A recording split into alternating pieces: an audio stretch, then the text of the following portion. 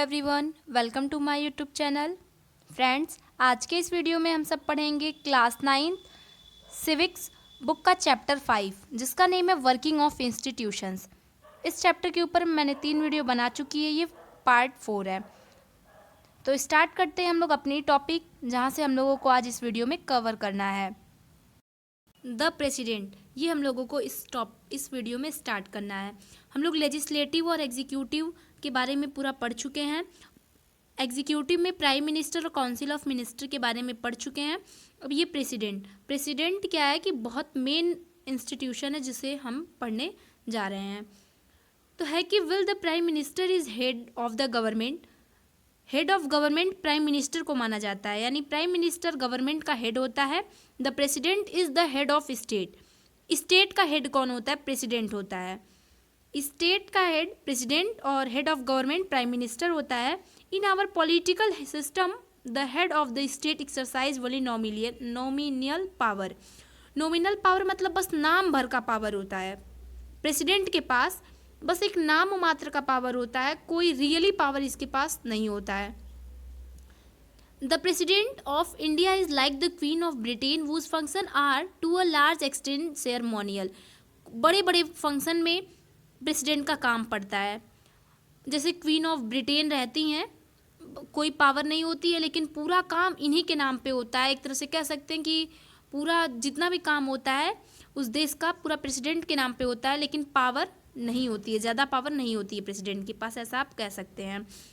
The president supervise the overall functioning of all the political institution in the country so that they operate in harmony to achieve the objective of the state. एक तरह से हम ये भी कह सकते हैं कि जितना भी काम होता है देश का, वो सब किसके नाम पे होता है?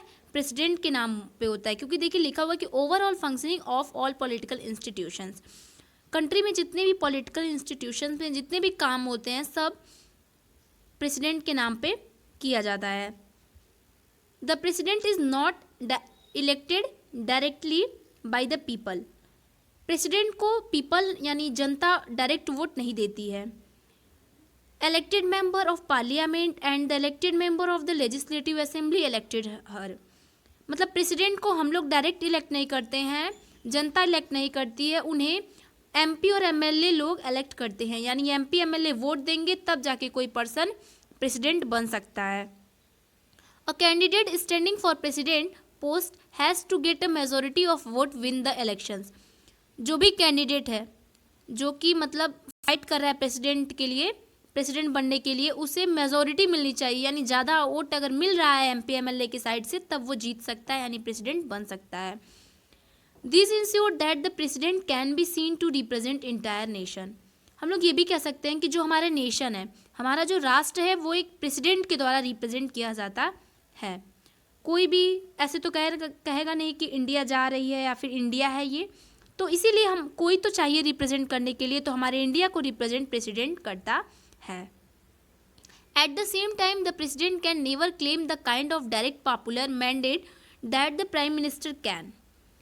कहने का मतलब यहाँ पे ये है कि प्रेसिडेंट कभी ऐसा नहीं कह सकता कि हाँ मैं ज़्यादा पावरफुल हूँ। क्यों?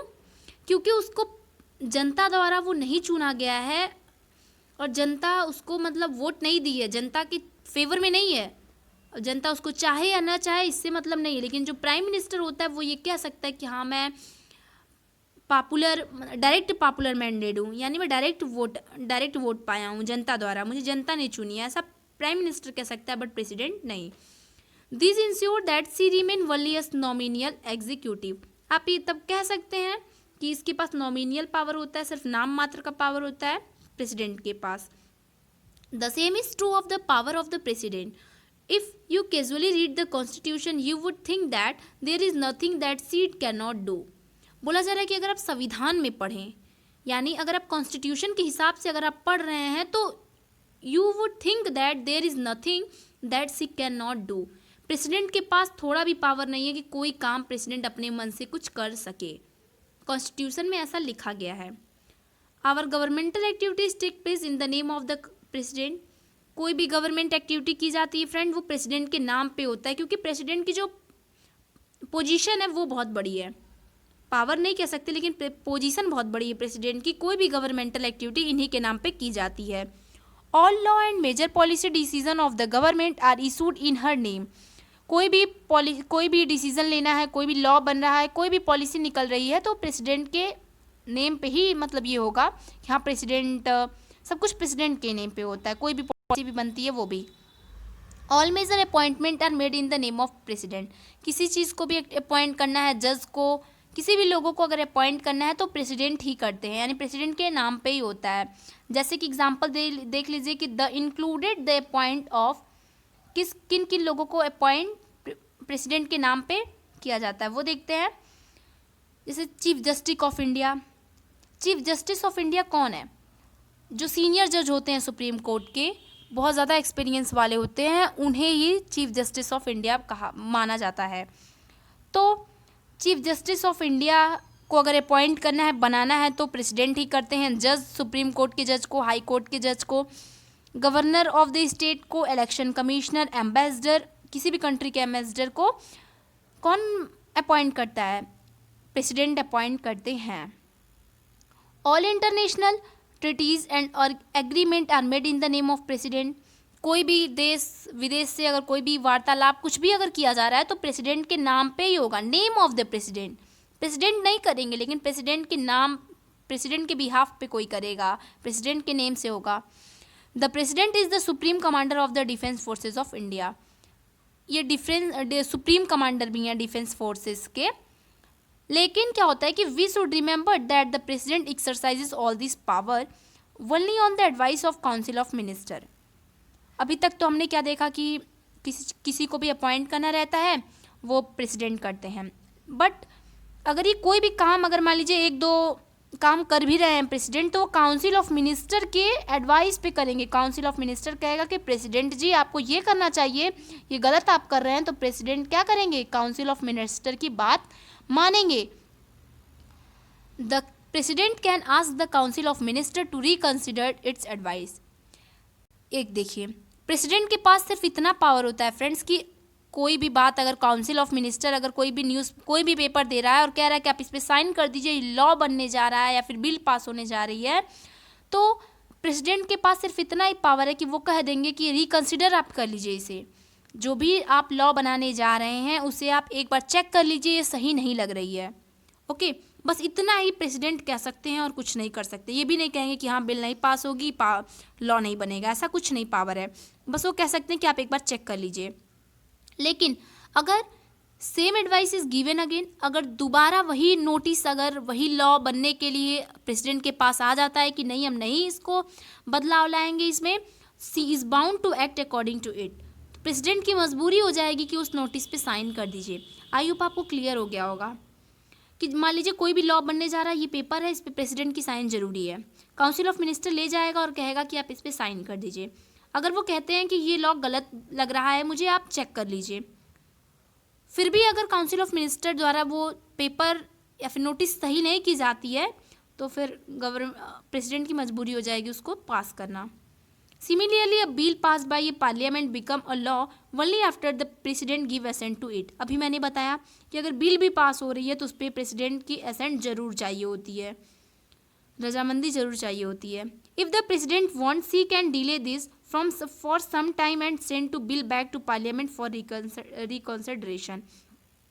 अगर बिल पास करने में अगर कोई मिस्टेक लग रही है प्रेसिडेंट को, तो बस इतना कर सकता है कि उस काम को क्या कहेगा कि आप 10-15 दिन के टाइम ले लीजिए, आप इसको रिकंसिडरेशन कर लीजिए, यानी चेक कर लीजिए कि बिल शायद गलत पास हो रही है या फिर मुझे सही नहीं लग रहा है।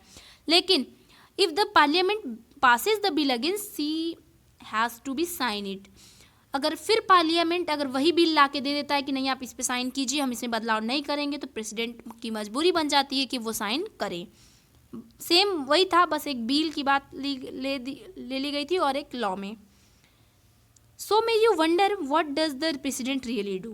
तो आप बहुत आश्चर्य होंगे कि भाई प्रेसिडेंट करता क्या है रियली में। Can she anything on her on at all, there is one very important thing she should do on for own, appoint the prime minister.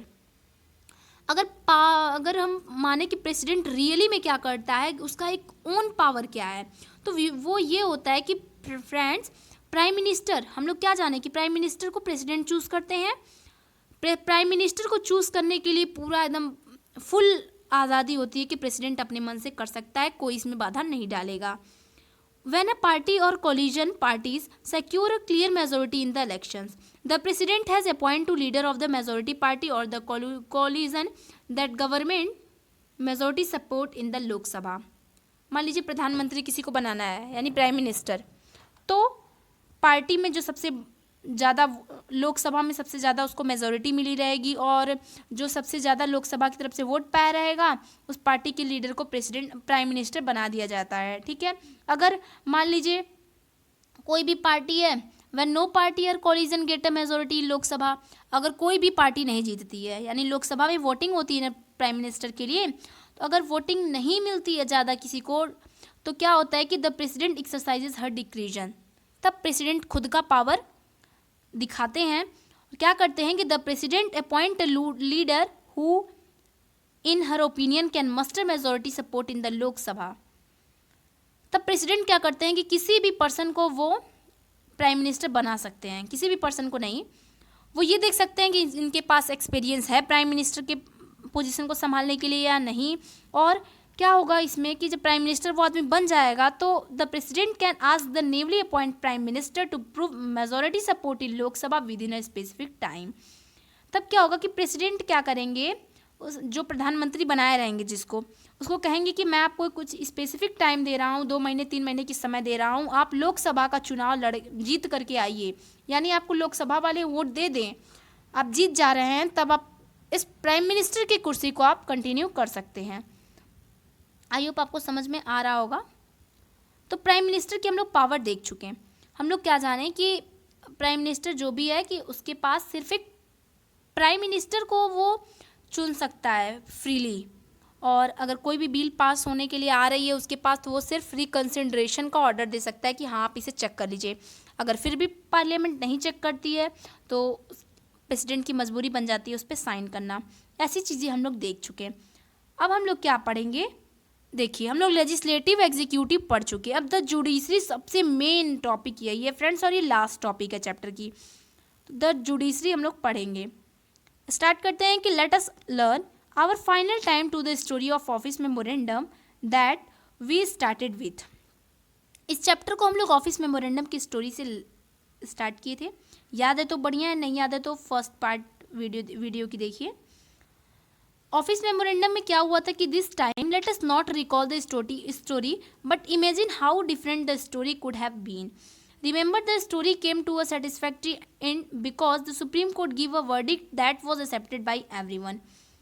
बोला जा रहा है कि ऑफिस मेमोरेंडम की स्टोरी को याद कीजिए और देखिए कि लास्ट में क्या होता है कि सुप्रीम कोर्ट ऑर्डर दे देती है कि हाँ ये 27% रिजर्वेशन हर एक एजुकेशनल और सोसाइटी में बैकवर्ड क्लासेस को 27% रिजर्वेशन दिया जाएगा। उन लोगों को नहीं दिया जाएगा जो कि थोड़ा अमीर हैं या फिर कास्ट उनकी पीछे है और वो थोड़ा अमीर हैं, उन लोगों को ये नहीं दिया जाएगा, ये कोटा का लाभ वो लोग नहीं पाएंगे।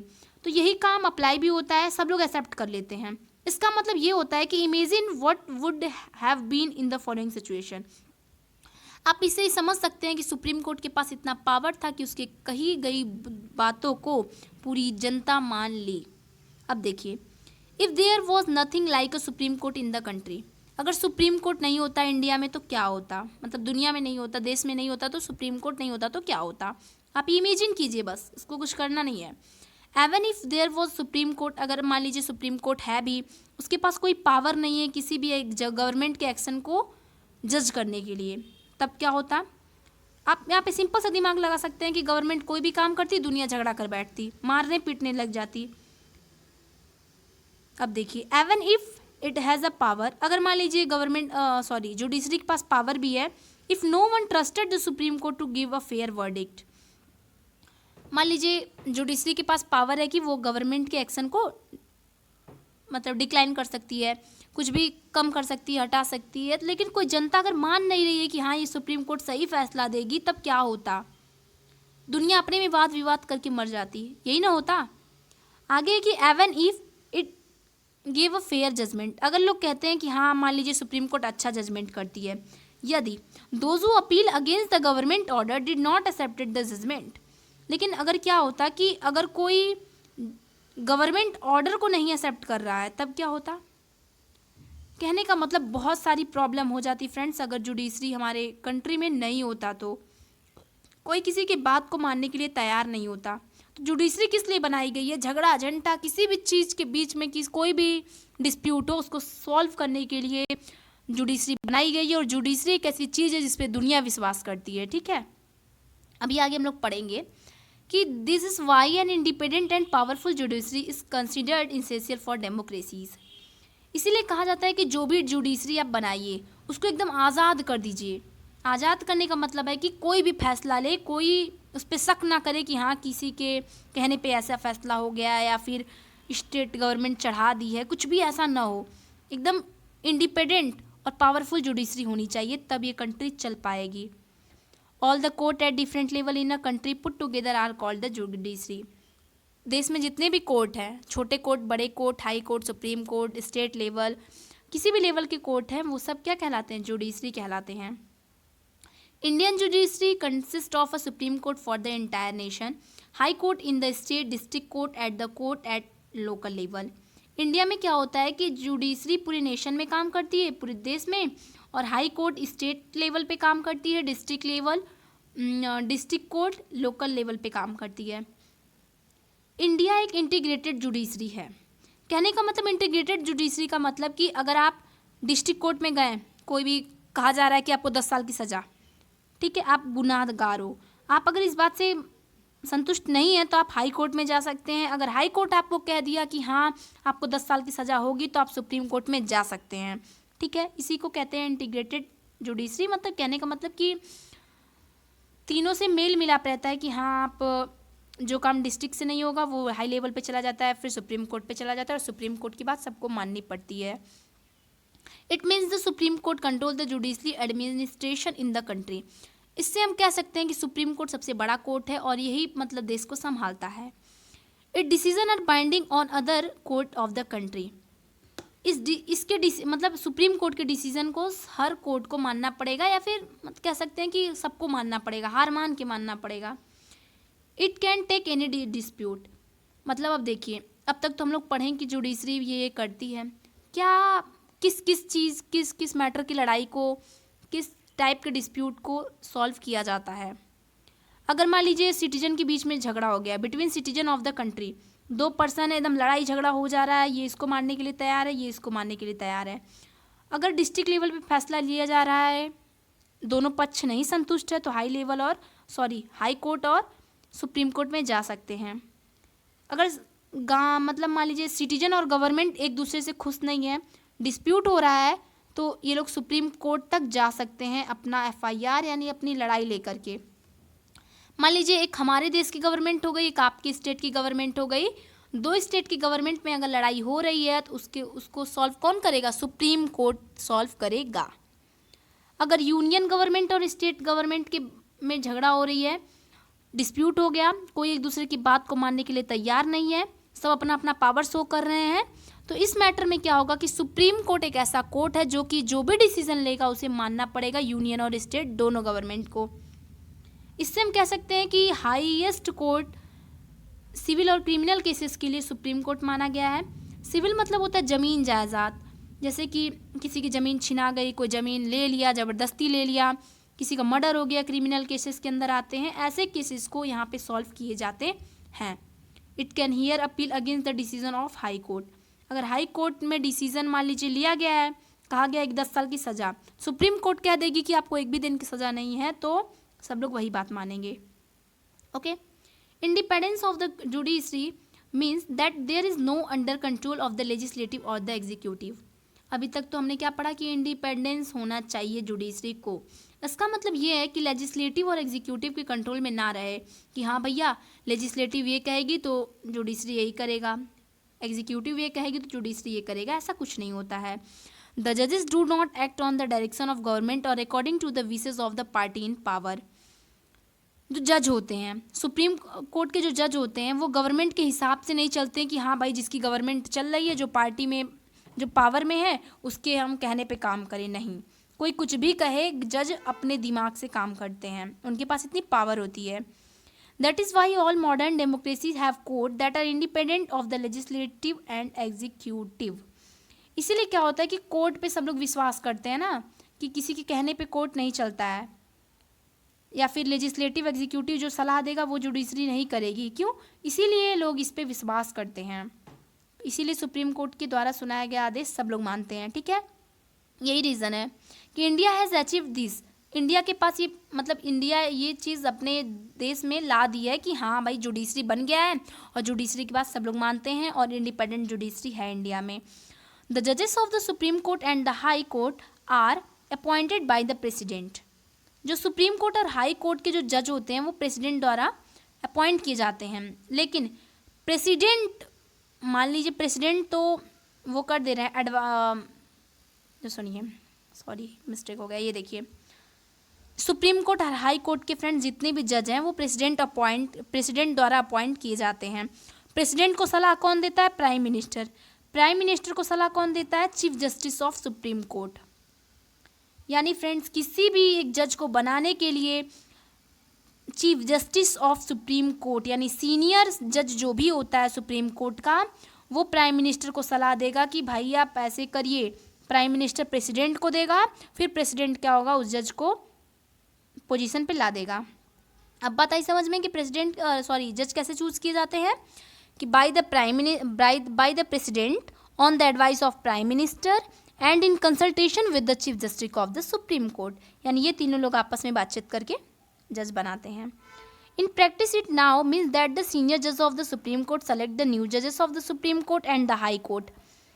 कह सकते हैं जो सुप्रीम कोर्ट के सीनियर जज होते हैं वो लोग न्यू जज को चूज़ करते हैं।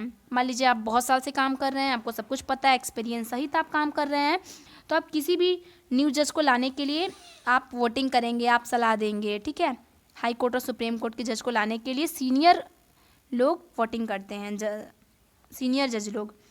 This is very little scope for interference by the political executive. The senior most जज of the supreme Court is usually appoint the chief justice.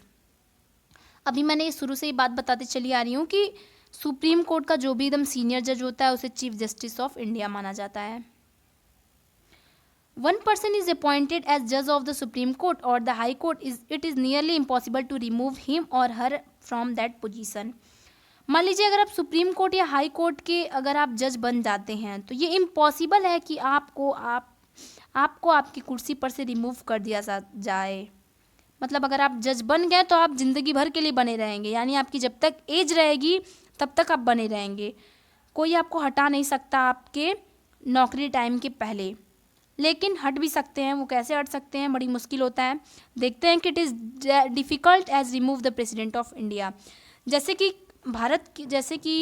Bharat के राष्ट्रपति को कोई हटा नहीं सकता, बहुत डिफ़िकल्ट होता है हटाना, उसी तरह किसी भी हाई कोर्ट सुप्रीम कोर्ट के जज को कोई नहीं हटा सकता है। हटाएंगे भी तो बहुत प्रॉब्लम होगी हटाने में।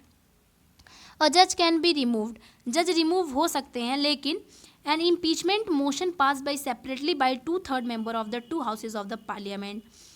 अगर मान लीजिए हाई कोर्ट या सुप्रीम कोर्ट के जज से अगर आपको कोई प्रॉब्लम है, आप उसे हटाना चाहते हैं, तो क्या करना होगा कि इम्पीचमेंट मोशन लानी होगी। कहने का मतलब कि एक नोटिस लोकसभा और राज्यसभा को देना पड़ेगा, 2 हाउसेस ऑफ द पार्लियामेंट, यानी लोकसभा राज्यसभा को आपको नोटिस पहुंचानी होगी कि मैं इस जज को हटाना चाहता हूं। दोनों हाउसेज में से अगर 2/3 यानी 2/3 अगर वोटिंग मिल जाती है कि हाँ इस जज को हटा दीजिए, तब वो जज हट जाएगा। ठीक है, समझे, 2/3 वोटिंग जल्दी मिलेगी भी नहीं। It has history of Indian democracy, India के डेमोक्रेसी में मतलब भारत के इतिहास में ऐसा कभी नहीं हुआ है कि किसी जज को किसी की नौकरी से निकाला गया हो, किसी जज को। The judiciary in India is also one of the most powerful in the world. जो इंडिया की जुडिशरी है उसको दुनिया में सबसे पावरफुल माना जाता है। Supreme court and the high court have the power to interpret the constitutions of the country. High court और सुप्रीम कोर्ट के जज को इतना पावर होती है कि वो संविधान को बदल सकते हैं। समझे आप, मुझे लग रहा है आप लोग समझ गए होंगे कि जो इंडिया का जो कॉन्स्टिट्यूशन है उसको अगर सुप्रीम कोर्ट कह दे कि नहीं ये लाइन कॉन्स्टिट्यूशन की गलत है, उसको ऐसे नहीं ऐसे होना चाहिए, तो हो जाएगा। अगर सुप्रीम कोर्ट कह दिया कि कॉन्स्टिट्यूशन गलत है, हमारे भारत का संविधान, तो आपको भी गलत मानना पड़ेगा। इतना पावर होती है।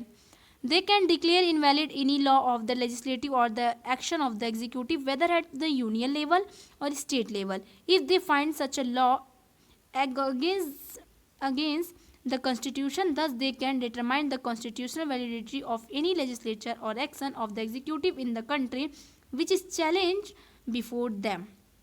अब आइए देखते हैं क्या लिखा था यहाँ पे लिखा था कि इंटरप्रेटेट मतलब विचार। कहने का मतलब कि जो कॉन्स्टिट्यूशन है, संविधान है, संविधान जो बनाए थे वो तो है नहीं आज के डेट में, आज तो उमर गए, उनसे तो कोई कहने जाएगा नहीं स्वर्ग में कि हाँ भैया आप कॉन्स्टिट्यूशन गलत बनाए थे।